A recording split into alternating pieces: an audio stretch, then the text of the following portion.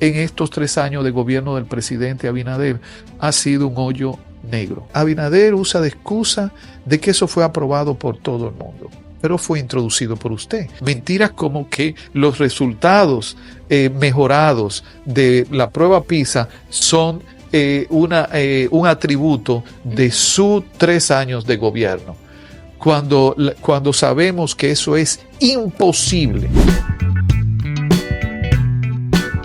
Señores, si yo les digo a ustedes que yo tengo aquí una persona familiar, una persona muy abuela, un Boy Scout, que le encanta vivir las experiencias con personas en sectores populosos, que ha vivido en la orilla del río solamente para vivir la experiencia, yo estoy segura que ustedes no van a tener ni idea de la persona que yo estoy hablando. Pero seguro, Jan Haley, que si yo digo que es un político bastante reconocido, que fue funcionario del gobierno de Danilo Medina, una persona que fue ministro de Educación y ex canciller de la República, y que además forma parte del Comité Central del Partido de la Liberación Dominicana, seguro, estoy completamente segura de que el nombre de Andrés Navarro va a llegar a sus mentes. Bienvenido, Andrés. Un gusto para mí estar con ustedes, compartir este ratito con Nayeli y Jan Haley. Pues muchísimas gracias por la invitación a este podcast. Andrés, yo estoy segura de que usted no se esperaba que tuviéramos tanta información. Sí. Tanta información y de muy buena mano. Todas estas cosas que dijo mi compañera Jan Haley, yo personalmente no conocía, no sabía que usted había sido Boy Scout, que había sido un niñito explorador, Jan Haley. Esa es la parte que a mí más me sorprende. Yo no me lo imagino. No me lo imagino. De verdad que yo no me lo imagino en esa faceta de con una mochilita ahí. Sí.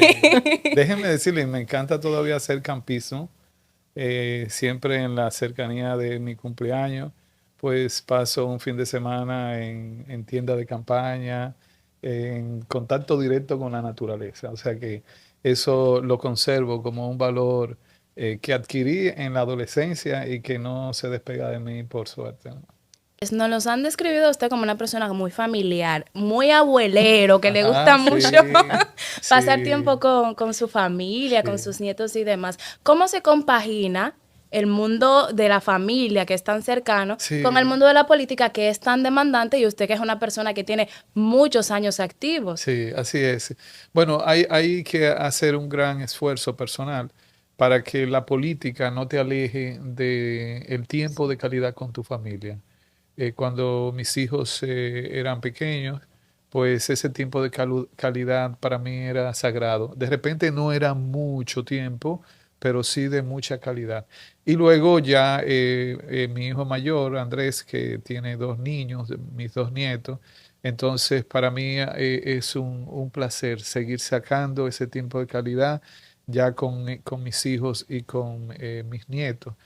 Y esto es clave porque muchas veces se utiliza la política como excusa para justificar la lejanía de la familia. Y en mi experiencia no puede ser una excusa, porque lo he vivido por años y he podido asegurarme de que el quehacer de la política, que es mi pasión como ciudadano, no cuestione mi principal pasión, que es mi familia, y por tanto he podido mantener ese equilibrio. ¿Qué lo motivó a adentrarse en la política? ¿Y cuántos años tiene Andrés ejerciendo la política? Bueno, ejerciendo la política desde un partido político, que es el Partido de la Liberación Dominicana. Yo entré, toqué las puertas en el PLD en el 1997. Ayer. Entonces, yo no soñaba ni nacer. Sí, pero me hice miembro, o sea, ya me juramentaron como miembro en el año 2000, o sea, como miembro formal. Ya voy a cumplir 24 años en el Partido de la Liberación Dominicana. Ahora, ¿qué me motivó dar ese paso? Bueno, yo tengo los Boy Scouts que me generaron una serie de competencias como adolescente.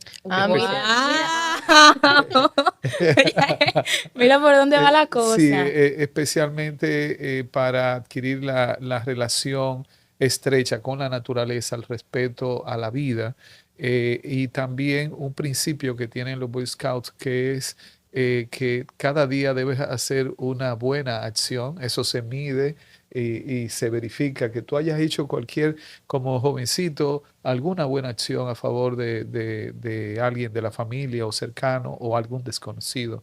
Entonces todo eso va despertando en mí el interés por las causas sociales. Okay. Y por eso en mi época estudiantil, universitaria, entonces me vinculo mucho a los barrios populares, como tú decías ahorita, a las comunidades humildes campesinas.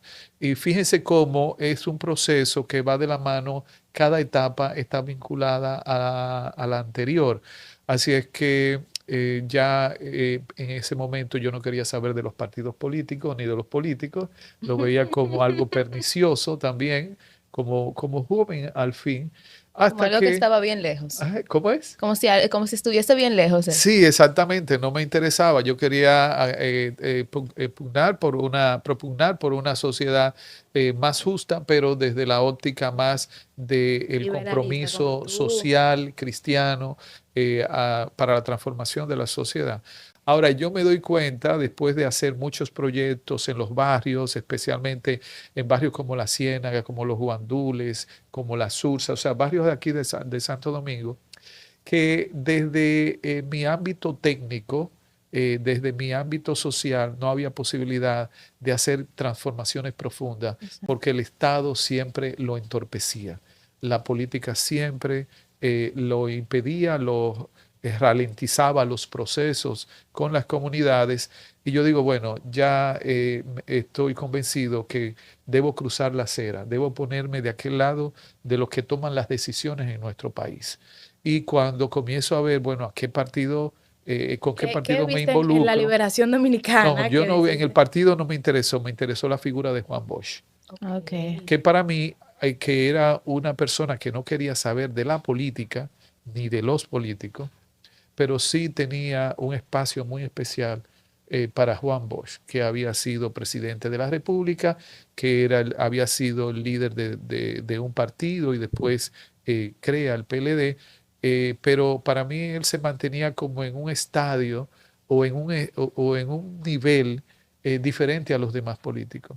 Entonces, cuando decido ya introducirme a la política, digo, bueno, me voy, ya para el momento en que yo toco las puertas en el PLD, don Juan no tenía el control del partido, ya estaba en una etapa de vida, de salud, que lo mantenía ya en pausa. Sin embargo, seguía siendo la figura que más me atraía y por tanto toco las puertas en el PLD. Y ahí es que comienzo a dar los pasos en la política de una forma, con una decisión muy madura, porque ya yo era un profesional en ejercicio, Sí. con estudios especializados, bueno, y ya la historia es más conocida. Andrés, pero ¿tú no crees que con todo lo que ha pasado en el partido, los ideales iniciales de Juan Bosch no se han perdido? Bueno, hay que verlo desde diferentes ópticas. Tú sabes que todas las figuras de la humanidad que han incidido en la construcción de paradigmas distan de lo que a fin de cuentas se materializó con las organizaciones que surgieron en ese paradigma. El caso, digamos, más de mayor visibilidad, de mayor conocimiento, es el cristianismo. O sea, los principios, los valores que en el Nuevo Testamento se expresan de lo que es Jesucristo, de todo su pensamiento, traducido a lo que es la historia de la Iglesia Católica y después de las otras iglesias, dista bastante. Y tú vas a encontrar sujetos dentro de esas organizaciones que su vida estuvo más vinculada a los principios del liderazgo originario y otros que se distanciaron mucho, incluso que distorsionaron. Eso pasa en una institución tan grande como la iglesia y el conjunto de las iglesias, pero pasa también con todas las organizaciones. Eso pasa con los partidos políticos. Entonces, en el caso del PLD, podríamos decir, ha agotado múltiples etapas en las cuales también aparentemente se ha alejado de los principios fundacionales, pero no necesariamente ha sido así, sino que se ha ido adecuando. Le pongo un ejemplo. El PLD originario, que yo le llamo el primer PLD, fundado por don Juan, es el PLD de un partido de cuadro, muy cerrado. Por ejemplo, a mí me tomó, siendo un profesional ya en ejercicio, con mucha preparación incluso social y política, me tomó 3 años para que en el PLD me permitieran entrar. 3 años en procesos para que el PLD me permitiera Pero ¿y por qué tener el duró honor de ser tanto? un miembro. Entonces, era un partido muy cerrado, muy difícil en ese momento. Sigue siendo Hoy, así. hoy en día, no, por eso, hoy en día la juventud no podría entender algo así. Entonces el PLD, yo escucho gente que debiera volver a hacer, no, jamás, eso sería antihistórico, ¿no?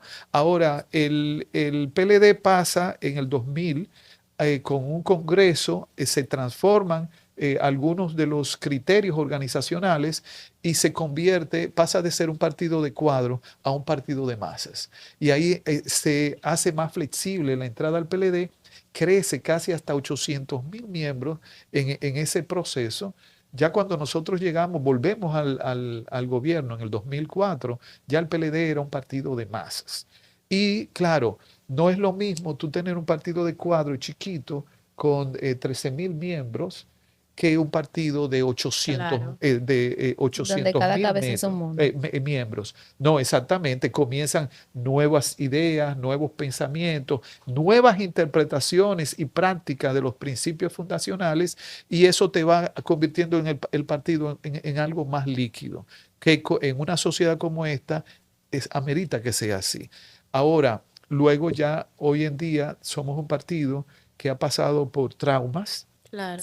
por malas prácticas que hemos tenido que reconocer y que enmendar.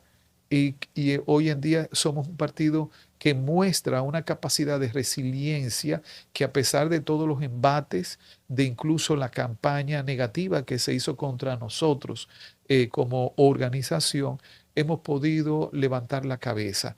Andrés, ¿qué tanto afectó esta campaña negativa de la que tú hablabas, todos estos procesos que ha vivido el PLD durante casos los de últimos años, corrupción. durante el actual gobierno, Sí. los casos Sí. de corrupción, miembros ¿Cómo importantes vivió esto el PLD? del Partido de la Liberación Dominicana que se vieron encharcados, que fueron apresados por la justicia? ¿Cómo se vivió eso a lo interno del partido? Bueno, han sido momentos de mucha desolación, de turbulencia interna.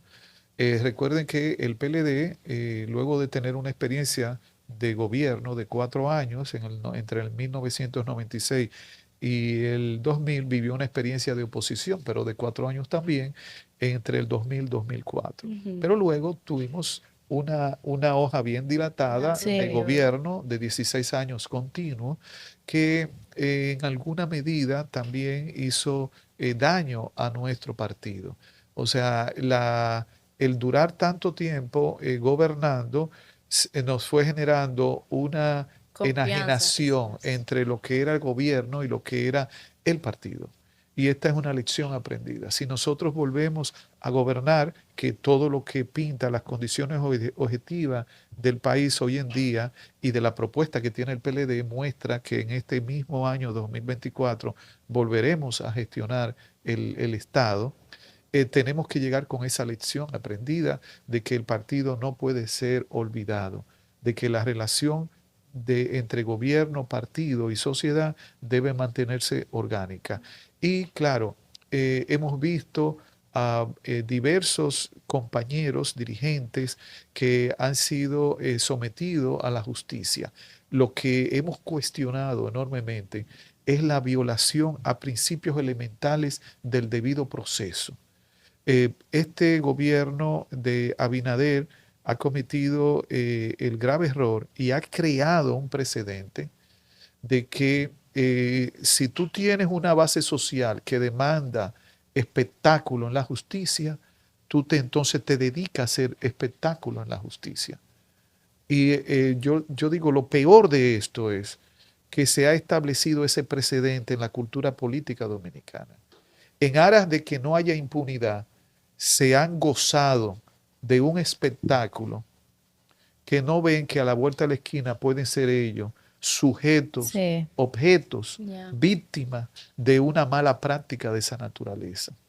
Y el daño que se le ha hecho a la credibilidad de la justicia con un ministerio público que, independientemente de que tenga algunos sujetos que han sido debidamente prudentes y profesionales, ha habido otros sujetos que se han gozado en el delirio personal de exhibirse públicamente como paladines de la justicia, pero que para hacer esto, para lograr este exhibicionismo, han violado cualquier tipo de criterio elemental del debido proceso.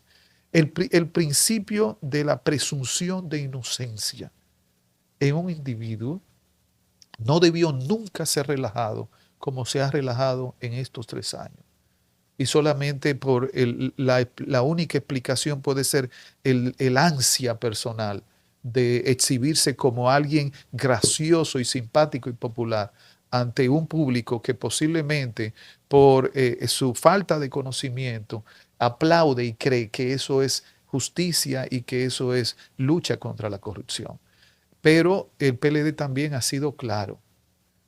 Quien en justicia sea mostrado como culpable de hechos de corrupción o de irregularidades, entonces debe pagar conforme a lo que establezca la ley. Andrés, ya que estamos hablando así, como que tuvimos que mencionar con los temas de corrupción, la funcionalidad del actual gobierno, ¿cómo usted ve el panorama político de las elecciones? ¿Cómo usted ve las elecciones de estos comicios de 2024 que estamos a la vuelta de la esquina? Claro, sí, el 18 tenemos las municipales. ¿Cómo usted ve el ambiente? Bueno, el estado de situación que ha estado viviendo el pueblo dominicano en estos últimos 3 años de gobierno del presidente Luis Abinader, de franco deterioro, y no por la pandemia, sino por la incapacidad de gestionar adecuadamente El gobierno ha dicho recursos del Estado. que ellos han vivido muchos traumas que no han tenido otros gobiernos. Mencionan la pandemia, Siempre mencionan la la guerra de excusa. Rusia. Toda excusa. Fíjate que tú lo que estás mencionando son las excusas que ellos dan. Son excusas. Porque, claro, porque es que el presidente Abinader todavía no ha entendido que gestionar un país como el nuestro, cualquier país, no puede ser basado en marketing político, en estrategias de comunicación para vender una imagen independientemente de que diste de la realidad. Fíjense lo que está pasando hoy en día con esta ley que fue sometida por el Poder Ejecutivo al Congreso para la ley 124 de la que establecería la Dirección Nacional de Investigaciones. Esa ley, a todas voces y bajo toda lupa y análisis, es totalmente inconstitucional. Viola principios elementales del Estado de Derecho dominicano. Y ahora resulta que Abinader usa de excusa de que eso fue aprobado por todo el mundo, pero fue introducido por usted. Pero lo que él no dice es que la aprobación fue engañosa. O sea, que los demás partidos, los partidos de oposición, pensaron que estaban aprobando un texto cuando el texto que fue evacuado del Congreso fue otro. Sí, porque en las estadísticas ellos lanzaron de que hubieron más de 28 votos a favor del partido del PLD. Sí, así es, bajo el engaño. ¿Por qué? Porque todos estamos de acuerdo de que el país debe tener una ley para regular a una dirección tan necesaria, pero también cuyo hacer es muy delicado, que es la de la Nacional de Investigación. Entonces, ¿qué fue lo que se omitió? ¿Qué fue lo que se omitió que no contemplaron? Bueno, no. Esta ley, las graves irregularidades que están concentradas en el artículo 9, donde se establecen las funciones de esta dirección, toda dirección nacional de investigaciones en un país o su equivalente es un organismo importante, clave, que debe detectar a tiempo cualquier amenaza que se pueda estar presentando contra el Estado de Derecho, la integridad del país, de la nación. Y es un ente de inteligencia para, con los mecanismos que tiene dispuesto en la ley, pues poder detectar de manera temprana cualquier amenaza o atentado contra la nación o contra el Estado mismo. ¿Qué pasa? Que en ese artículo 9 establece un rosario de funciones que ya distan del carácter de investigación ante una eventual amenaza al Estado. ¿Cómo cuáles? Le da funciones ejecutivas, no solamente para investigar, sino también para accionar en temas, por ejemplo, de crimen, cuando tenemos la policía y el Ministerio Público, que esa es su materia central. Claro. Entonces, esta ley lo que hace es desplazar, o sea, poner a este organismo por encima de entidades como el Ministerio Público y como la Policía Nacional. Pero además, en materia de integridad territorial, le da competencia en el artículo 9 de también actuar cuando para eso están los organismos castrenses, el Ministerio de Defensa con sus diferentes estados mayor. Entonces, ¿qué quiere decir? Que es un atentado contra el orden del mismo Estado actual. En el artículo 11, donde establece que esta entidad podrá exigir información a cualquier entidad pública, privada y hasta personas individuales físicas. En el artículo 9, en el artículo 26, establece que aquel que no le dé información, imagínense ustedes que son comunicadoras, podrá tener cárcel por 2 años y pagar X cantidad de multa de salarios mínimos. Es decir, que se lleva de paro el ejercicio de la libre expresión de la comunicación, la libertad de prensa. Y por tanto, y otros artículos, pero estos 3 son los más graves. Y el presidente, a esta altura de juego, todavía no ha sido capaz de derogarla de plano. ¿Por qué? Porque Abinader, lamentablemente, ha incurrido en una práctica sistemática de mentiras. Cuando habla de educación, que explota la capacidad del aparato comunicacional del gobierno, vive diciendo mentiras. Mentiras como que los resultados mejorados de la prueba PISA son un atributo de sus 3 años de gobierno. Cuando sabemos que eso es imposible, que un gobierno en 3 años cambie los indicadores. Eso es resultado de 10 años de una nueva política educativa que lamentablemente en este gobierno ha sido fracturada. ¿Cómo tú valoras, Andrés, la gestión de los 2 ministros de educación que ha tenido este gobierno? Porque todo el que llega ahí, como que no sé, tú sí, sabes de eso. ¿Qué pasa dentro del Ministerio de Educación? Bueno, no quisiera incurrir en evaluarlos a ellos porque yo fui ministro de Educación y lo justo sería que sujetos no vinculados puedan evaluarnos a nosotros, a lo que hemos pasado por ahí. Lo que sí puedo referirme es a el estado de situación de la educación en estos 3 años de gobierno del presidente Abinader. Ha sido un hoyo negro, un hoyo oscuro donde usted no sabe lo que hay. Porque lo primero que caracteriza a esta gestión de gobierno del presidente Abinader y en educación también es la opacidad.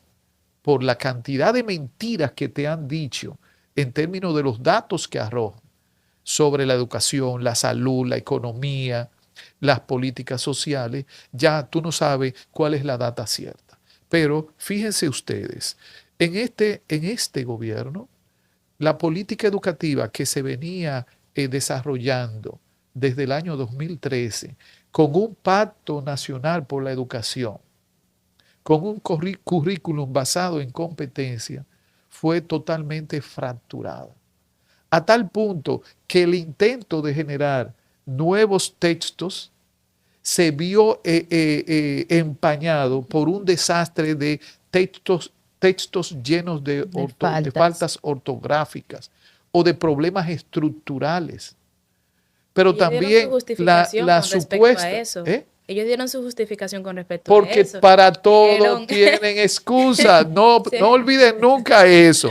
Para todo el gobierno del presidente Abinader tiene excusa porque la orientación de ellos es la comunicación engañosa. Y a cada tropezón que da, en vez de levantar la cabeza con responsabilidad y mejorar las cosas, lo que hacen es ocultarla con una narrativa que envuelve el pensamiento de la gente. Entonces, pero ha sido grave. La formación a distancia que generaron, o sea, supuesta educación a distancia, fue también una falsa. Es más, fue una farsa y una falsa en las dos acepciones Bueno, de estos términos. Andrés, pero yo no soy partidaria de ningún partido. Sí. Pero dígame algo que usted diga que el PRM, Por lo que el menos gobierno esto de podemos Abinader, que rescatar. usted puede valorar como positivo. Bueno, oigan, señores, Algo que- ahora se está dando la Fitur, se acaba de cerrar bueno. Fitur en Madrid. Madrid. Y nosotros tenemos que reconocer que el trabajo que este gobierno ha hecho en turismo ha sido una continuación positiva que agrega valor al trabajo que venían haciendo las gestiones anteriores. ¿Por qué ustedes no han visto que la gestión del turismo se ha dedicado a negar todo lo anterior o a buscar Sí, eso falencias? lo dejo así. No, al contrario. El PLD. Al contrario, se le dio continuidad a lo Sí. encontrado, se le agregó valor. Si encontraron algunos errores sin hacer bulla y escándalo y espectáculo, continuaron y lo que han hecho es un gran servicio al país. Entonces eso hay que reconocerlo y aplaudirlo. Pero no sin menoscabo de nosotros también denunciar todo el desastre que ha habido en la mayoría de las dependencias y de las políticas públicas de este gobierno. Por eso cuando me preguntaste, Jan Haley, ahorita de cara a las elecciones, ¿cómo está la perspectiva del PLD? Todo lo que se proyecta, independientemente del espectáculo y la feria de encuesta que ha montado este gobierno, es que el PLD con Abel Martínez va a regresar en agosto del 2024 a la gestión gubernamental. Y para esto viene una encuesta clave, que es la encuesta de las elecciones del 18 de febrero del 2024, las municipales.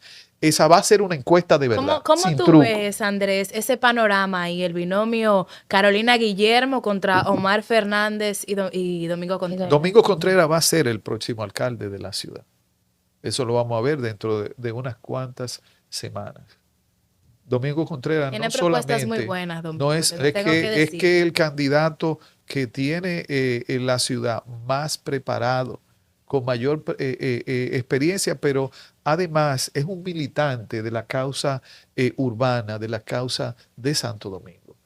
Ahí ya hablamos un poquito de la alianza. ¿Tú crees, Andrés, que esa alianza podría fortalecerse ya también de cara a las elecciones presidenciales y que en algún momento Sí. podríamos decir que podríamos ver a Leonel y Abel caminando juntos?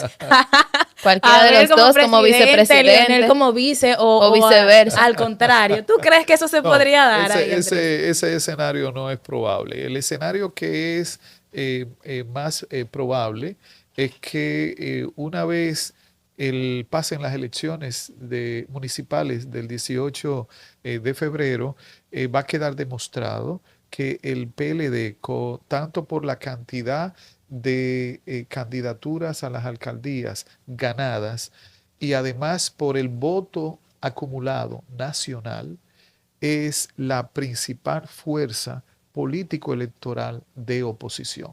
Es la fuerza contra la que el gobierno oficial, el partido oficialista tendrá que debatirse en una segunda vuelta. También en febrero se va a demostrar que va a haber una segunda vuelta, que nadie se va a ir en la primera. Y esto también coloca a Abel Martínez en el umbral de el ¿Entre Palacio quiénes una Nacional. segunda vuelta? Claro, ¿La de él? entre el oficialismo y el Partido de la Liberación Dominicana, con Abel Martínez como candidato presidencial. Andrés, no nos podemos ir de la matica hasta que no nos cuentes cómo te sabes ves tú. que cada vez que dice la matica me acuerdo de la matica de Boca Chica. Ah, bueno. Eso es bueno. Eso es bueno, ¿verdad?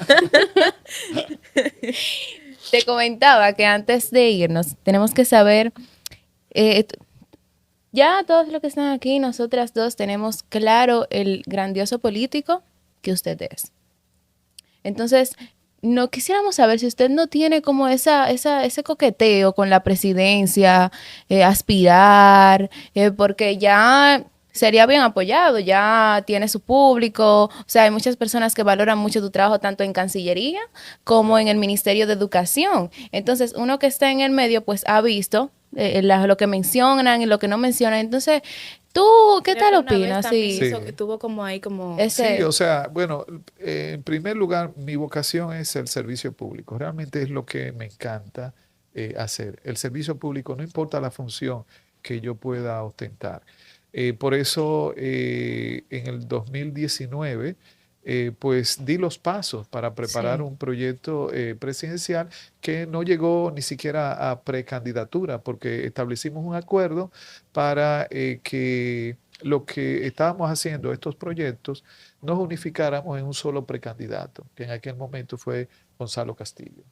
Pero posteriormente también comencé a preparar un proyecto para la misma alcaldía, porque yo no me ofusco por una posición. A mí lo que me interesa es el servicio público, Ok. lo que me apasiona. Pero posteriormente el partido y específicamente Abel Martínez me pidió que postergara esas aspiraciones para dedicarme al proyecto presidencial que hoy personifica Abel Martínez. Y estoy altamente satisfecho. Ahora que funjo como coordinador nacional de la campaña presidencial de Abel Martínez, estoy viviendo una experiencia apasionante como político. Es para mí una gran oportunidad también, Una experiencia nueva. sí, un privilegio de confianza que tengo para con mi partido y para con nuestro candidato. Y como yo trato de diferenciar entre ambiciones y aspiraciones. Muy Yo bien. soy una persona que tiene muchas aspiraciones, más no ambiciones. O sea, porque para mí lo importante es tú construir la felicidad cada día. Por eso yo les digo a toda la gente que se relaciona conmigo en la política, vamos a disfrutar todo proceso en el que estemos, porque no sabemos si vamos a ganar o vamos a perder al final, pero si disfrutamos el proceso, o sea, todos los días de tu vida, si tú lo disfrutas, al final, si alcanzaste la meta o no, posiblemente no sea relevante, sino que cuando tú mires para atrás sientas que ganaste Sí. cada día al disfrutar la experiencia, al aprender en cada experiencia. Por eso es que si tú lo manejas así, la política, no te frustra y lo que hace siempre es crecer. Andrés, cuéntame una cosita que yo pregunto mucho. Cuando Gonzalo Castillo tuvo sus aspiraciones, mucha gente dice que eso fue inducido.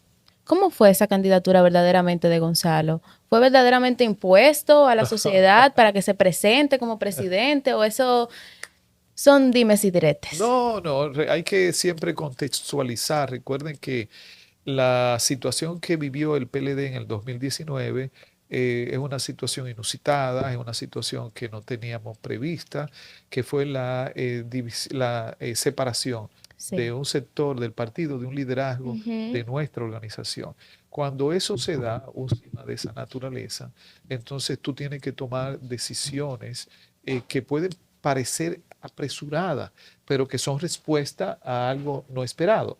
En el caso de Gonzalo no hubo imposición, sí hubo un proceso acelerado por las condiciones que se dieron. Pero Y Gonzalo él, no ganó las primarias internas antes de sí, la claro, separación. sí, claro, sí, claro, Se pero hizo el debido proceso. ya venía un proceso de Venía tensión tan viendo como grande, sí que había ya una separación, interna. digamos, sentimental, aunque no legal, de posiciones políticas, ya posteriormente se materializa, pero ya esa separación venía con anterioridad.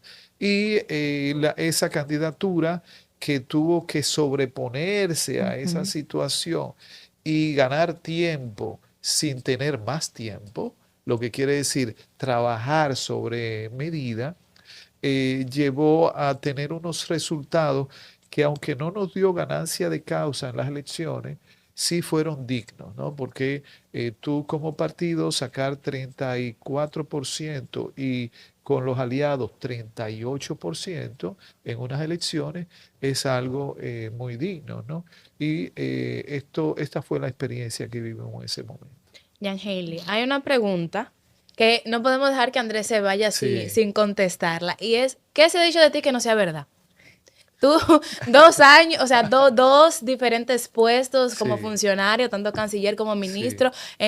Como canciller no tanto que decir negativo no hubo, pero como ministro de Educación siempre se cuestiona muchas cosas. La gente opina mucho sobre eso. Entonces, entiendo que debe haber algo ahí que se dijo, que tú estabas como, Dios mío, cualquiera sale y dice que eso no es verdad. ¿Qué fue eso que se dijo de ti que no era verdad? Una de las particularidades que tiene el servicio público, y especialmente cuando estás en la cabeza de sectores o de instituciones, es que toda acción que tú lleves a cabo beneficia y perjudica a grupos, personas, sectores. O sea, en la gestión política de un Estado no hay manera de que tú tomes una decisión. Tú seas el presidente, seas un ministro o sea un director, que beneficies y perjudiques a la vez. Siempre el balance que uno busca es que el beneficio sea más general. Pero cuando tú tomas una decisión, por ejemplo, de justicia social, tú vas a perjudicar a aquellos sectores que se beneficiaban cuando no había justicia social. Y esos sectores te van a ver como un adversario y quizás como un enemigo. Y lo van a tomar no como una acción de política pública. Pueden tomarlo incluso como una acción personal. Y cuando cuando tú estás administrando instituciones tan complejas como el Ministerio de Educación o como la misma Cancillería, pues esto puede magnificarse. Entonces, aquellos sectores, por ejemplo, yo que estoy recorriendo el territorio nacional, comunidad por comunidad, con Abel Martínez, yo me encuentro en algunos lugares. Recuerdo que iba yo en el vehículo, en una caravana, y me voció una señora, ese sí es malo. y yo le digo, ¿por qué? Porque usted me canceló. Entonces, ¿qué tú quieres? ¿Qué tú quieres? O sea, en el imaginario de esa persona, yo soy un individuo negativo, porque esa persona entiende que yo actué personalmente contra ella para cancelarla. Y de repente fue una acción de auditoría, de procedimiento que decían, bueno, ese personal no califica o no debió estar, ¿no? Entonces, si algo así te puede ocurrir, dime tú cuando puedes estar atentando contra intereses económicos o intereses políticos que a veces tú ni siquiera ves, ni siquiera te das cuenta que estás perjudicando a esa persona, a ese sector o a ese grupo. Ahí sí uno muchas veces está consciente de quién se va a ver perjudicado. Pero hay tanto detrás de pantalla que no sé. La dimensión puede ser mayor a lo que tú estás percibiendo. Y por tanto, tú escucho a veces algunos periodistas, comunicadores, con información suministrada por alguien o por sectores que se sintieron perjudicados por acciones que se llevaron a cabo en gestiones mías, haciendo juicios sobre la base de la información que le da esa fuente. Entonces ya llega un momento en que tú dices, bueno, hay que dejarlo pasar.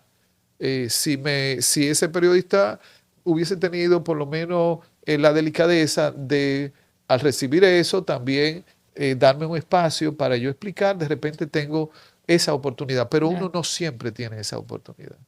Bueno, pues nada, ha sido un placer para nosotras, Andrés, recibirte aquí en La Matica, conocer un poquito más acerca de la persona y el político, el gran político y la gran persona que es el señor Andrés. Esperamos que siempre que haya sol, tú puedas venir, pasarte por aquí, sentarte en la sombra de La Matica.